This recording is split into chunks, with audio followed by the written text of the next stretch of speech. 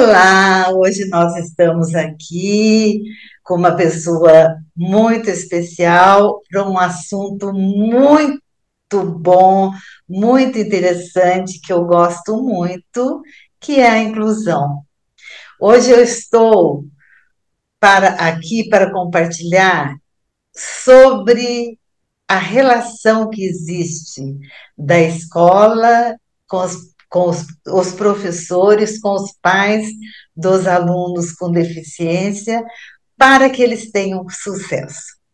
E estou com uma pessoa que eu tenho um carinho muito grande, que é uma neuropsicopedagoga, que é a Lígia. A Lígia é filha de dois grandes amigos e que atualmente está lá nos Estados Unidos, exercendo a sua profissão, fazendo um trabalho muito interessante com a educação. E hoje a Lígia vai compartilhar conosco no nosso canal, tanto conhecimento que ela tem nesta área. Lígia, por favor, apresente-se a todos do canal. Olá, tudo bem, Cleusa? É um prazer estar aqui com você, falando, né, com o seu público, educadores ou amantes da educação que gostam do assunto, né, assim como a gente. Então, eu sou a Lígia, eu trabalho na educação já há 21 anos e comecei, depois de uma rápida passagem pelo jornalismo, que trabalhei também lá quando me formei primeiro, eu logo já entrei para a educação e fiquei, né, na escola da minha família, que a minha mãe tinha uma escola particular em Amparo, foi onde eu trabalhei e me deu uma bagagem muito grande, e de lá não saí mais, né? Aí fui fazendo a pedagogia, fui me especializando em áreas de gestão também escolar, mas o que faz 9 anos que eu estou nessa área da neuropsicopedagogia, do trabalho de inclusão escolar e do trabalho, né, com as crianças que têm alguma deficiência. E Então, hoje faz 3 anos que eu estou aqui nos Estados Unidos, né, acabei me mudando para cá, e onde eu também posso exercer, né, esse trabalho que eu tanto gosto de poder estar trazendo para as crianças uma forma mais prática, mais inclusiva, mais acolhedora, né, no ambiente escolar, e assim como no dia a dia de cada um deles mesmo. olha, eu só quero lembrá-los, né, que a Lígia é a Lígia Nóbrega Barbosa. Eu não falei seu nome todo. E Lígia Nóbrega Barbosa. ela é a filha do doutor Tadeu e da Liede, dois grandes amigos meus. Quando você fala desse trabalho, né, que você faz aí com as crianças, esse trabalho que enaltece, que enriquece a escola e a família, o que realmente na prática, que você fala na prática, né, o que realmente é o trabalho? O dia a dia da escola em relação a essa inclusão, o que significa isto? Então, esse trabalho de inclusão, ele vem cada vez mais sendo colocado em foco, né, nas discussões e nas atualizações, desse mundo da educação. A real inclusão é quando a gente consegue fazer com que todo mundo tenha acesso à educação, né? Isso é incluir, quando todo mundo tem os mesmos direitos, deveres de ter uma boa escola, de ter bons profissionais e poder estar participando da vida que uma escola oferece, inclusive a parte social. E aí, hoje, discute-se muito as questões do que os alunos com alguma deficiência tem de direito, né? E o que pode ser feito. Então, assim, eu acho que uma das coisas importantes entre esse trabalho de pais e escola é estar havendo entre as duas interfaces uma confiança, né? Quando os pais confiam na escola, faz com que a criança fique mais segura, mais motivada, percebe isso para poder estar lidando no dia a dia dela com o que vem aí dentro dos desafios escolares dessa criança. A escola muitas vezes tem, por exemplo, metodologias, formas de inclusão, mas trazer a família para perto e saber a especificidade dessa criança, quais são as necessidades que ela tem individualmente, porque cada um tem uma necessidade diferente, acaba sendo fundamental, que é o que vai fazer a diferença na inclusão. O que esta criança A precisa, o que a criança B precisa. Então, por mais que haja planos, que haja um currículo, que haja, né, treinamento, conhecer o indivíduo como individual faz diferença. E a outra coisa que eu considero importante é o alinhamento de expectativa, né? Para fazer uma boa inclusão, qual é a expectativa da família para a escola com a criança e qual é a expectativa da escola em relação à família com a criança. Às vezes a família deixa tudo para a escola resolver e em casa não colabora. Vamos supor que haja uma rotina ou uma forma de comunicação que deve ser implantada e ser feita, vamos supor, na escola e em casa. Ou a família acha que vai alfabetizar essa criança com 7 anos. Né?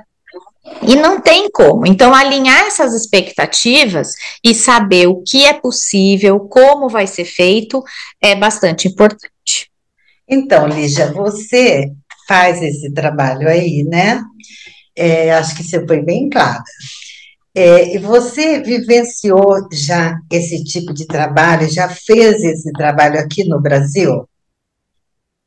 Aí no Brasil eu tinha um consultório, eu morava no interior do Paraná, eu saí de Amparo quando casei e acabei indo para o interior do Paraná. Lá eu tinha um consultório, né, em que eu fazia atendimentos neuropsicopedagógicos com avaliação e intervenção e também com escolas. Então, qual era o meu papel quando eu ia para a escola é fazer esse intermédio de família com escola. E de estar alinhando essas expectativas, estar orientando. Intermediando, né? Estar orientando os professores. Vamos supor que precisa ser feita adaptação naquele conteúdo, naquele currículo, ou uma modificação de prova. Como que a gente vai fazer isso? Qual é em que ponto está essa criança, qual o diagnóstico, quais são os o que eles têm, o que a criança tem de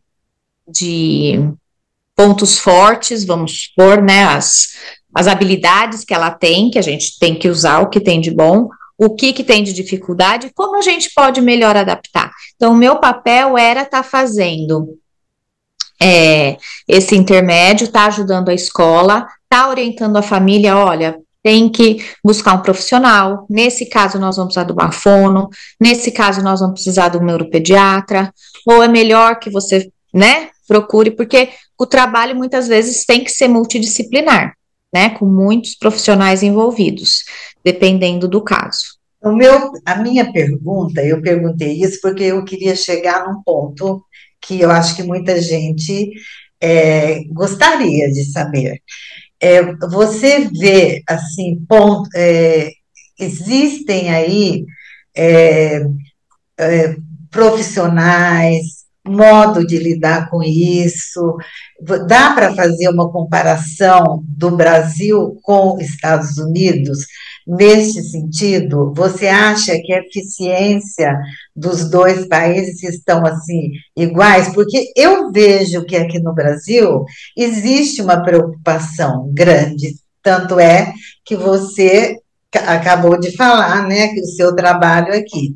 Mas eu gostaria que você esclarecesse para todos se nós chegamos já num ponto eficiente, de tranquilidade, quanto a essa preocupação com a inclusão.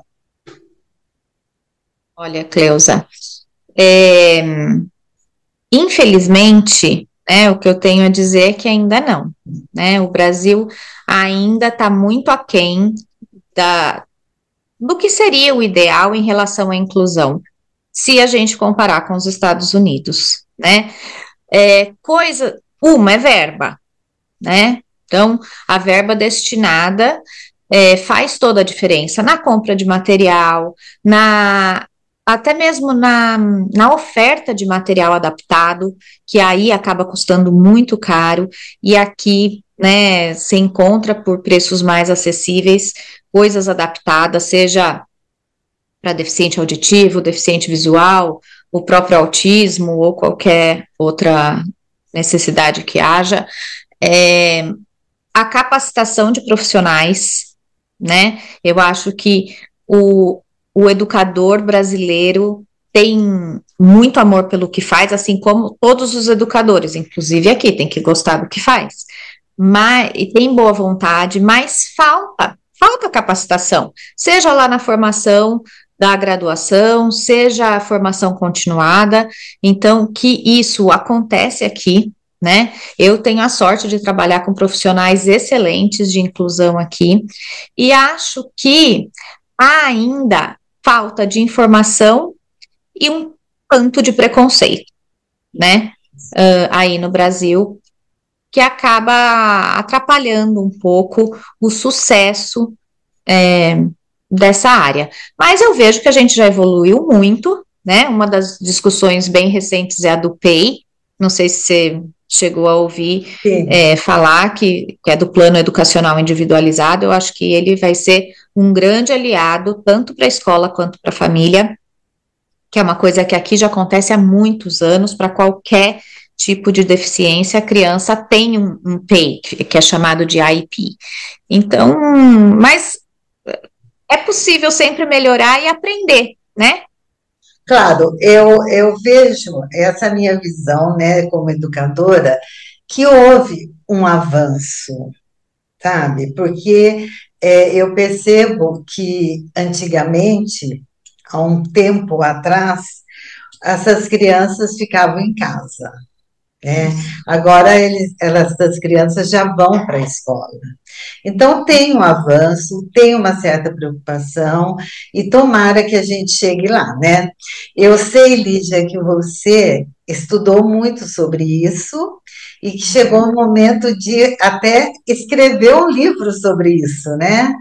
Então, eu gostaria que você falasse sobre esse livro e mostrasse, porque vai ser lançado primeiro aí, depois aqui, né, no Brasil. Então, eu Isso. gostaria que você. Nós ainda vamos fazer ter uma conversa só sobre o livro, mas hoje a gente pode mostrar esse livro, né? E que eu gostaria que você fizesse uma síntese do que é esse livro. De repente, de repente não, tenho certeza que vai colaborar com muitos pais e educadores. Essa ideia do livro, ela já vem comigo há algum tempo, que eu gostaria de escrever sobre temas, né, que acabam estando em torno da gente ao longo do dia a dia, e eu acabei me inspirando e escrevendo esse meu primeiro livro, essa daqui é uma prova. Ele vai ser lançado aqui nos Estados Unidos essa semana, e no Brasil eu estou acertando a parte de lançamento dele aí em português. E é um livro que vai falar sobre os pensamentos intrusivos e o TOC, que é o transtorno obsessivo compulsivo, que acaba a gente acaba encontrando em crianças, né, e que impactam na vida escolar delas. Sim. Então, como tá lidando com essas questões, Desafios, né? e Para o desafios pai no e dia para a o pai, dia. porque os pais, né, eles têm esse desafio o dia a dia, né, com essas crianças, assim como os professores. Então, Uhum, nada mais importante que este tema, né, que é essa importância desse trabalho aí entre pais uhum, e escola, e é isso que a Lígia falou. Tem que existir uma conexão total, né? uhum. Entre os pais e a escola, senão o trabalho não alcança o objetivo maior que é deixar essa criança com mais sucesso, né? Isso, exatamente. Bom, Lígia, eu acho que ficou bem claro toda a sua explicação, foi muito útil para mim, pelo menos, tenho certeza que para todo o pessoal do que me acompanha. Eu acho que a gente vai poder falar mais sobre isso, teremos mais oportunidades, né, Claro. de falar, mas Uhum. eu gostaria que você concluísse essa nossa conversa, colocando assim para nós todos aquilo que você gostaria de deixar como mensagem para os pais, para os educadores, para todos. Bom, então, em primeiro lugar, eu queria agradecer a oportunidade, né, de estar aqui podendo compartilhar um pouquinho de conhecimento e estar nesse bate-papo bem interessante, que eu gosto muito de conversar sobre esses assuntos, ó, lógico, né? E gostaria de dizer que no momento em que a gente sabe dessa importância entre família, né? Às vezes não é pais, às vezes são cuidadores, são outras pessoas Sim. que cuidam, é uma avó. Aqui a Avós, gente falou pais, mas subentende-se cuidadores. Então, a hora que a gente tem o entendimento de que pais, né, família, junto com escola, se conseguirem fazer uma conexão verdadeira, clara, objetiva, o sucesso da criança é muito maior, né? E aí acaba todo mundo é um ganha-ganha. A escola fica satisfeita que consegue atingir objetivos, a família fica satisfeita de ver que aquela criança está desenvolvendo, e a criança, obviamente, reconhece as conquistas, vê o que tem aprendido, se sente bem no ambiente escolar, e aí é, é tudo de bom, né? Quando a gente gosta da escola, gosta de aprender, acaba tendo boas experiências e lembranças. Então, acho que é fundamental isso, que entenda, compreenda, aceite, né? É importante a família aceitar também as limitações, que às vezes acaba tendo um pouco de resistência, e que a escola esteja aberta para trabalhar cada criança na sua individualidade. sim. Ô, Lígia, me ficou assim algo que eu gostaria que você esclarecesse, embora a gente já esteja chegando no final. É, quando como que o processo, isso eu acho importantíssimo falar, como que é o processo de início? Os pais procurarem a escola e se abrirem em relação às dificuldades dos filhos, ou a escola, como que é mais comum? Ou a escola que percebe e procura a família? Só mais isso, porque isso daí ficou, para mim, eu fiquei em dúvida. Não tem um caminho certo. Pode ser que a família não tenha percebido e que a escola está vendo que está tendo alguma dificuldade, algum ponto está destoando daquela normalidade que a gente aceita, e aí procura a família, e pode ser que a família, né, quando chega na escola, ou que já é aluno, ou que chega na escola, fala, olha, eu estou percebendo que está acontecendo isso. Vocês percebem aqui também? É só em casa? Qual é o caminho? Vocês podem me ajudar, né? O que fazer?